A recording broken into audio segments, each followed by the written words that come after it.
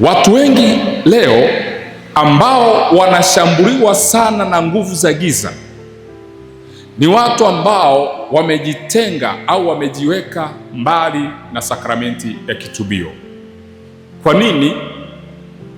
Ukishajitenga au kujiweka mbali na sakramenti ya kitubio, unamfungulia shetani nafasi ya kukushambulia vizuri, na anaweza asikushambulie wewe peke yako. Anaweza akashambulia afya yako, anaweza akashambulia uchumi wako, anaweza akashambulia hatima yako, anaweza akashambulia na malengo yako. Kwa nini? Malengo ya kwanza ya shetani kwenye maisha ya Mkristo ni kuua, ni kuharibu, ni kuangamiza maisha ya Mkristo.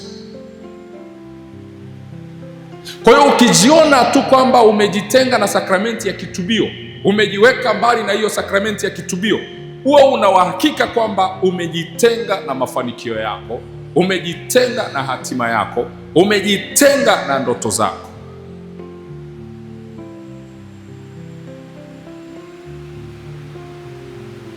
Biblia imesema afichaye dhambi zake hatafanikiwa, bali aziungamaye na kuziacha atapata rehema.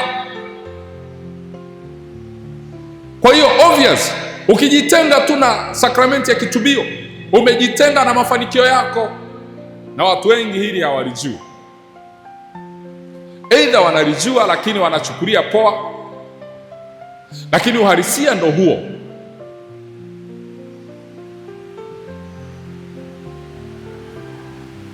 Unamaliza mwaka haujaungama, unamaliza miaka miwili haujaungama, unamaliza miaka mitatu haujaungama, unamaliza miezi 6 haujaungama, unamaliza miezi 7 haujaungama, alafu nafikiri kwamba mambo yako yataenda. Hayawezi kuenda. Yaani haiwezekani ukae mwaka mzima haujatenda dhambi. Haiwezekani ukae miaka miwili haujatenda dhambi. Haiwezekani ukae miezi 6 hujatenda dhambi. Lazima tutakuwa umetenda dhambi ya moja kwa moja au isiyo ya moja kwa moja. Lazima tutakuwa umetenda dhambi inayokuathiri wewe, inayoathiri kanisa, inayoathiri jamii, inayoathiri dunia na inayoathiri maisha yako ya moja kwa moja.